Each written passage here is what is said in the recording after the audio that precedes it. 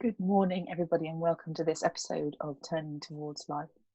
We are Lizzie and Justin, and as always, very grateful to be here and always invited by our sources, these poems and writings that Justin and I find in alternate weeks. And I feel like today I just want to say a message of gratitude for everybody who's with us in this. And maybe you're listening on a podcast, maybe you're listening on Facebook, and any way you're listening, there's always a story each week of another person that we know who has picked this up somehow, and it's so amazing. And of course there are people that we know personally here, but there's lots of people that we've never met in person at all before, and it's completely excellent and miraculous, and we're so grateful that anyone's interested in this. And you may have heard us say it before, but this is the kind of practice that really, if none of you were here, we'd still enjoy doing it. And yet that you are here makes it a beautiful thing for us. So thank you for being here this morning. Yes, good morning, everyone. Thank you, Lizzie, for saying all of that. I'm, as I always am, so pleased to be here. And I'm sure I've said this before, but it seems to me that one of the things that having regular practice does is it returns us to ourselves if we find the right practices. And I certainly feel returned to myself by doing this every week. When I forget myself, or I get caught up in feeling anxious or feeling rushed, or all of the ordinary everyday concerns of the world crowding in, this is one of the ways, Lizzie, talking with you and also having something to talk about and to inquire into together, that really brings me back to what's here and what's important and what I really care about. So I know that that's true for lots of people who join us. Morning to all of you who are with us live on Facebook, always one of the ways to be with us. And the one thing I want to say before we turn to this morning's source is you can always find all the sources and everything we've done previously, all the previous 87 conversations we've had are on our website, which is at turningtowards.life. And you can find out about Thirdspace, the collective organization out of which this project began, at wearethirdSpace.org. There's lots to find there. And we should just dive into this week's conversation, which as always is unrehearsed. We'll see what comes from being together just live and real. So as always, we'll both read the source. You can see it now, Lizzie. I take it from your printing. Okay. So this is a poem by a Polish poet whose name is Czesław Miłosz. And it's called One Thing Among Many. Love means to look at yourself the way one looks at distant things. For you are only one thing among many, and whoever sees that way heals his heart, without knowing it, from various ills. A bird and a tree say to him, "Friend." Then he wants to use himself and things so that they stand in the glow of ripeness. It doesn't matter whether he knows what he serves. Who serves best doesn't always understand.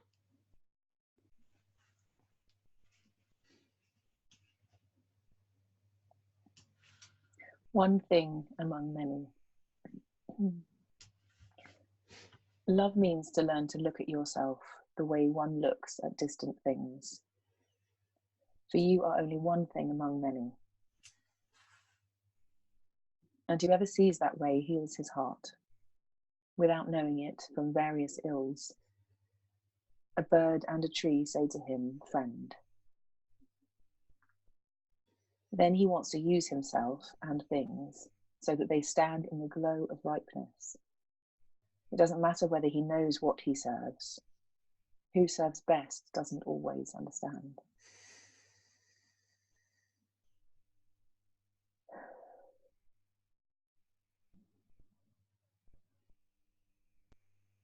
Oh my goodness, there's so much in these 10 or so lines.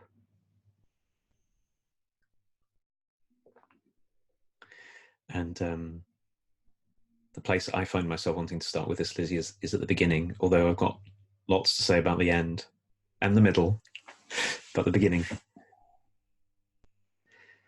I've really been feeling into over these last few days since finding this poem, what it is to look at myself the way I look at distant things. Because really my ordinary way of looking at myself is nothing like that. My ordinary way of looking at myself is like I'm the closest thing. Like I'm, of course it's so obvious, right? I'm the thing right here, like right here, sort of in front of me and behind me and through me and all of that. And then when I look at myself that way, everything has such weight. Like somebody says something that might be a criticism and I have to brace myself, or something goes wrong, or some plan that I have that I think is the most important plan in the world, I can't figure out how I'm going to have it happen, and then I'm caught up in all of the self-criticism of will I be able to do it and all of that. And I was out this morning on Hampstead Heath near where I live before our call, standing at the top of a hill, looking down over the hill. And it's a beautiful sunny day today, and so the sort of the town where I live was off in the distance. And you know, when you see something from far away and it's quiet, and even though you know that if you were up close, you'd see people moving around and cars and all of that kind of stuff, but from there, it is itself, but without any of the drama of being caught right in the middle of it. And I started to be able to feel, really with the help of this poem, more what it's like to feel myself that way, real and alive, and mattering, but yet most of the things that I take to matter, including all the internal turmoil that I know so well, is quietened. It's not that it went away. It's not that I did anything to make it go away. It just doesn't matter in the same way, and then other things come to matter. And even as I'm saying this, I realize I hadn't noticed this until I'm saying it, but you know, the alternative approach to try and do this, to try and have the things that grip us and paralyze us and constrain us and make us small not affect us that way, is to try and use some act of will or some kind of act of force, like I'm going to quieten my mind, or I'm going to not think about this, or none of which ever works out. It just seems to me to add to the drama. It's just another kind of dramatic turn. And such a release and a relief to stand as if from a distance, but not look away,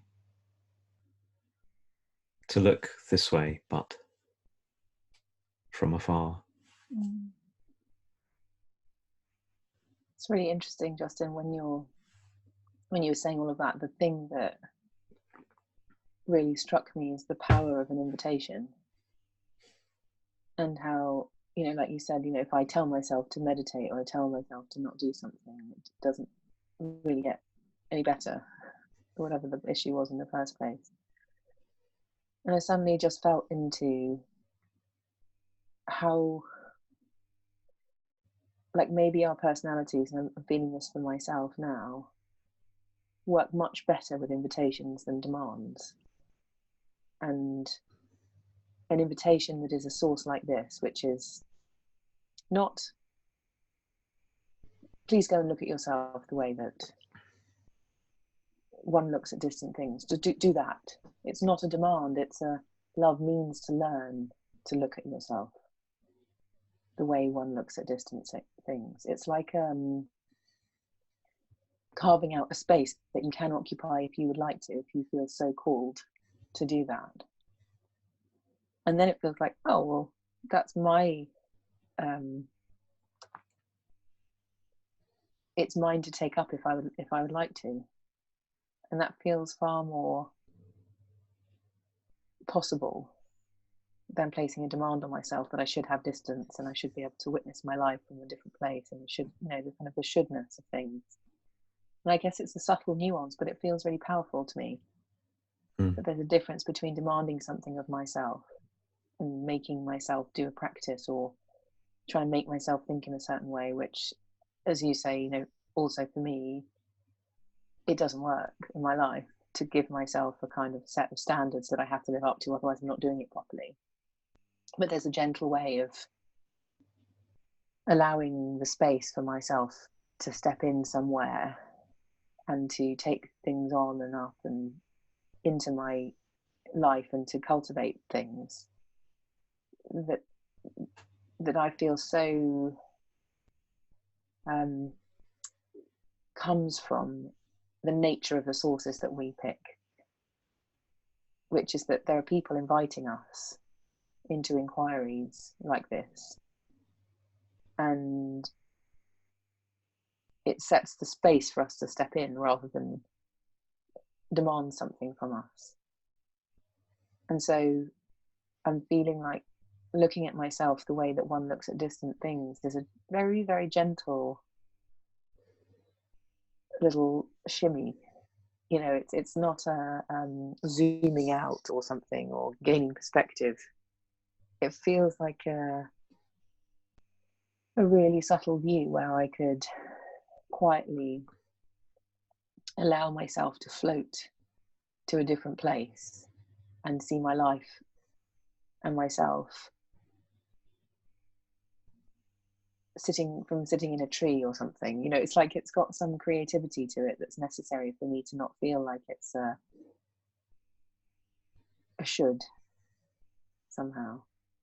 And that's how I'm responding to this poem and the things that you're saying. It's like, oh, I can find a little space to just contemplate this and feel, and to do my best to not let it fall into the box of what I should be like in my life and all the ways I'm not being like that, which is quite an open and inviting box in itself, to feel like it's hard to not be at the center of my world, and as you say, to be kind of so close up to my life when this is where it's all happening.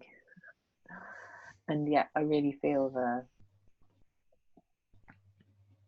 the perspective that comes, the lack of attachment that can arise, and the faith that becomes me, that I can feel when I'm not so completely enmeshed in the circumstance of what's happening in my life.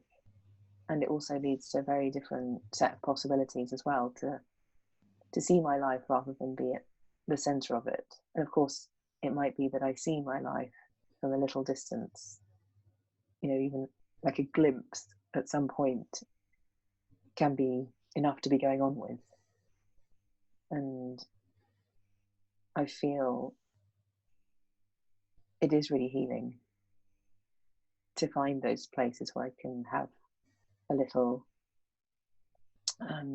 where this says, uses the word distant. And I imagine the way that I treat a view. When we were little, my dad used to go on the scenic route in a camper van, which we used to get really angry about. Go flying around these mountains when we could have just gone on the motorway or something, because it was beautiful. And I feel like if I put myself there and see my life from the perspective of the way I would see a view, it's a really beautiful invitation. I appreciate what you're saying about that. It may be something very true about the human spirit, is that we respond best to invitations that we can find our way into. And I'm very mindful, as we're reading the poem, of the little that I know of Czesław Miłosz's life. He died in maybe about 15 years ago, and he lived through the war in Poland and many, many things afterwards. And his poetry is not all like this. I mean, he writes about the poem that introduced me to him is a poem about remembering the horrors of the Warsaw Ghetto and its unforgivable cruelty. So I want to say all of that because I think there's something for many of us in our culture that we've learned and we've been taught that somehow, if we're not hard on ourselves all the time, terrible things will happen. Like we'll give up or something, or we'll go to sleep, or we won't get wherever it is that we're meant to get. Or so it's such a gift to have someone like Czeslaw Milosz, who I know is not. He's paying attention to what I want to say. He's really paying attention to life, with all of its difficulties and all of its cruelties and all of its hardship and all of the effort that it does take to take care of things and to speak out against things and to take a stand against things. He's not, I know, shy of effort. And at the same time, he's saying to us, this way. So that when we let ourselves be led into seeing life this way, we let ourselves learn how to, which always has this invitational feel, to really learn something is to be invited, as you're saying. Actually, one of the things that we can do is well, there are two consequences that he says here that seem so true. One is that we get healed in ways that we don't even know, because we didn't know that there was healing that was called for. I didn't even know that I was hurting or wounded. There's lots we can talk about that. And the second thing is that we find ourselves drawn into bringing ourselves into the world. And there's such an amazing phrase, in the glow of ripeness. We want to serve. And what we want to serve is the goodness of things, the aliveness of things, the care of things. So I'm so with what you brought into the conversation, because there's a way in which I think when we started and we were talking about practices that help us remember ourselves, I think so often we live in some sort of basic misunderstanding of what it is to be a human being. And it's so easy to live there and to keep ourselves in that with such force and such harshness. And it's part of what has all of the drama of, well, of course I experience myself mostly in the middle of things because my body is there in the middle of everything that I can experience. And we have to keep on forcing and pushing and self-criticizing and in the consequence leaving so much of ourselves out. Yeah. Isn't it a thing to have someone who can say very gently and very clearly and with a huge invitation, come with me, if you will, and let me show you another place that you can stand where life could be your friend, not something that you have to dominate or fear being dominated by.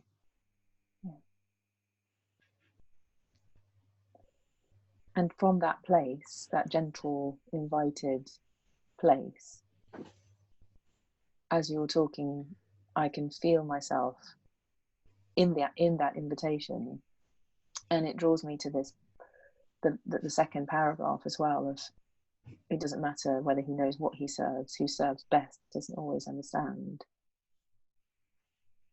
It's like from that place,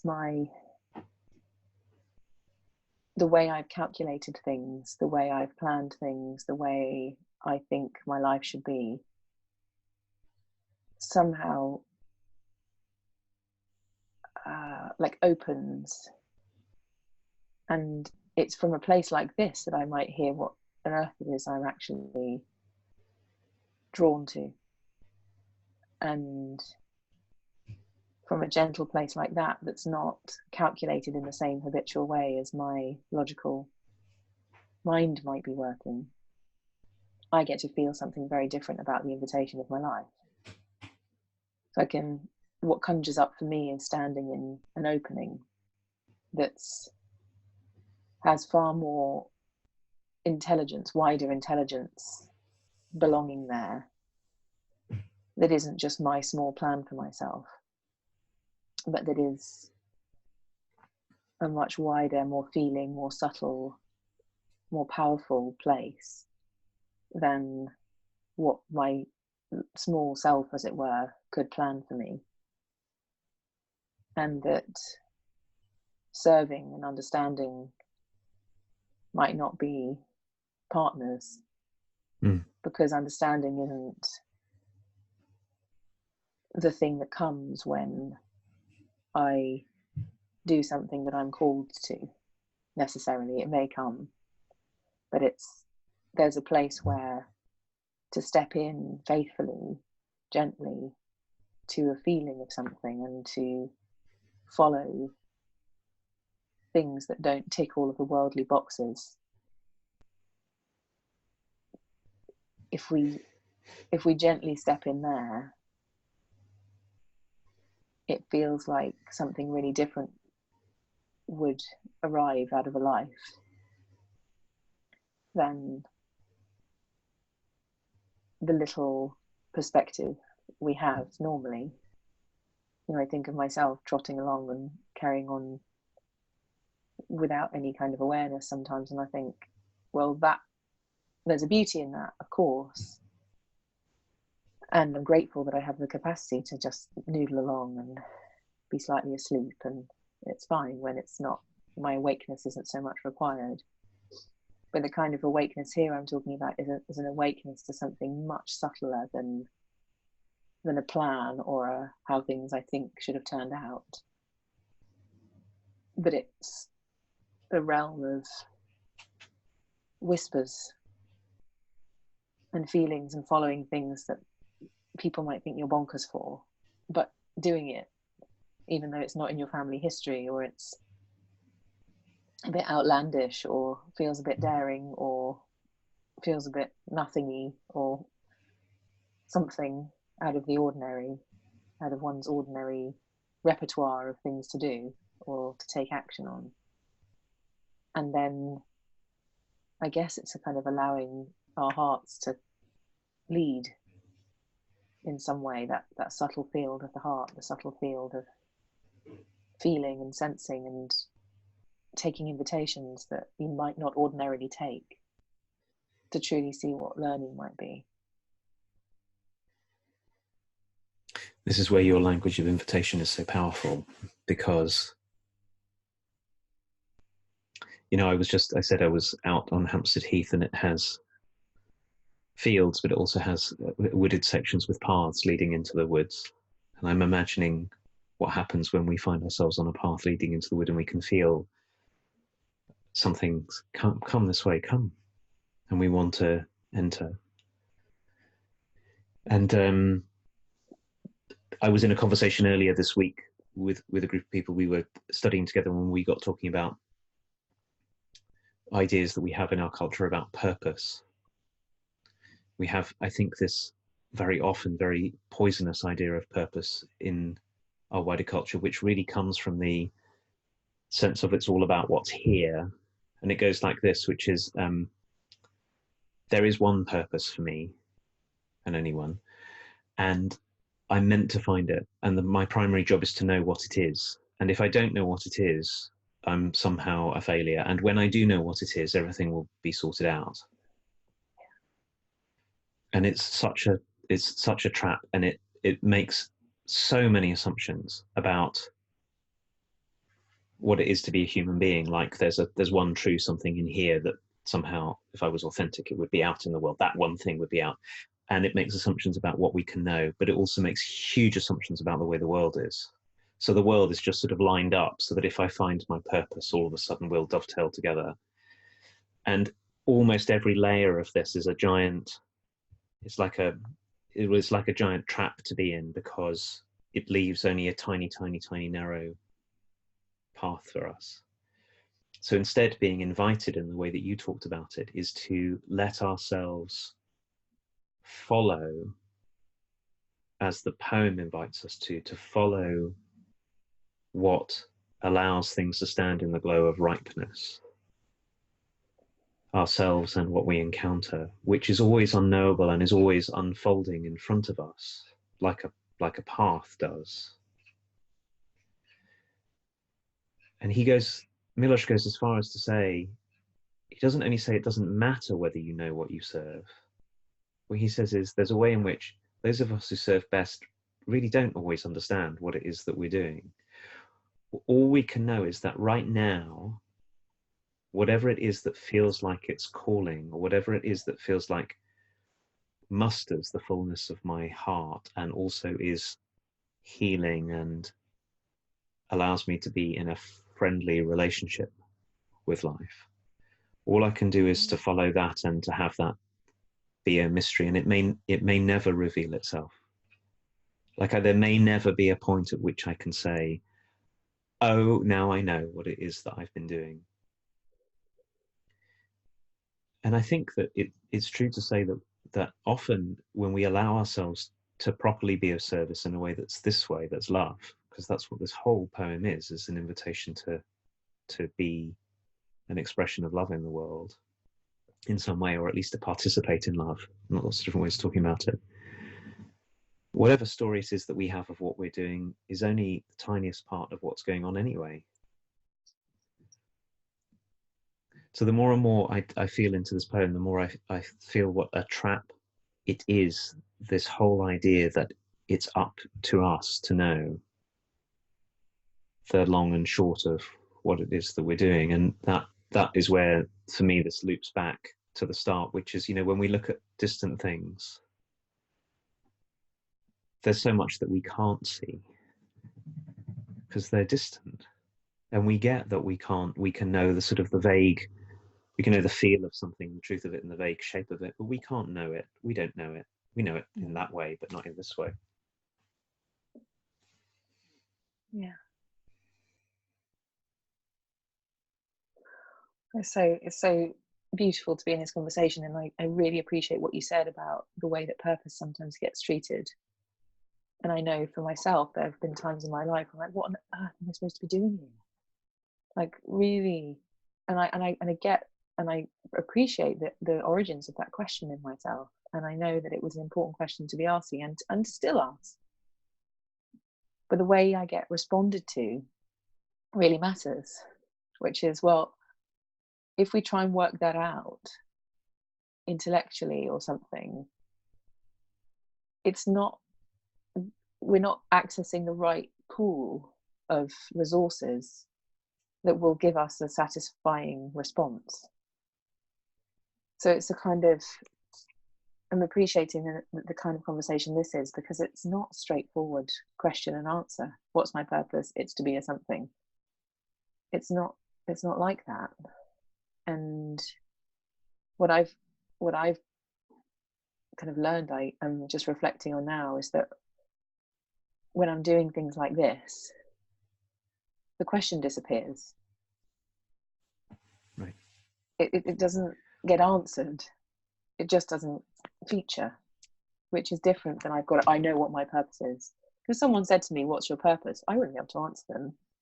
But I do know I'm not asking that question in certain places in my life, because I can feel the satisfaction of having followed the ripeness, maybe. And I can feel that here is an example that there's a ripeness for me of being in this kind of conversation and inquiring and having this as a big piece of self-attending, that when I attend to myself and I'm in the kind of inquiries that feed my deepest parts, then the question dissolves.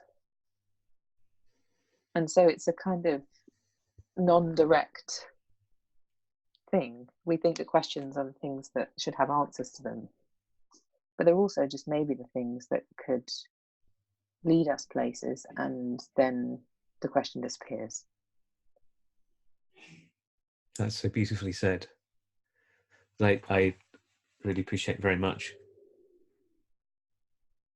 It's really something to hear you say this, that the questions really matter, but trying to answer them is often the mistake. or imagining that there is an answer. Instead, what a question does is it keeps on revealing itself anew, afresh. And that's why this line we didn't talk about and we have no time to talk about now, but I will mention, which is knowing that we are only one thing among many. In other words, it's really not all down to one anything, one me, one answer, something right. And then there's a million things to say about that, which I won't even try to say because we've come to the end of our time for this week. So I'll finish by saying thank you. Well, thank you, Lizzie, always. And thank you, everyone, all of you who are with us and all of you who keep on saying to us, we keep on meeting people who say, oh, I know you, I've been listening every week for some time. So thank you to all of you and to those of you who've just joined us as well. And we'll be so glad to keep on doing this with you and to come back next week, all being well, for some more. Thank you, everybody. See you next week. Bye.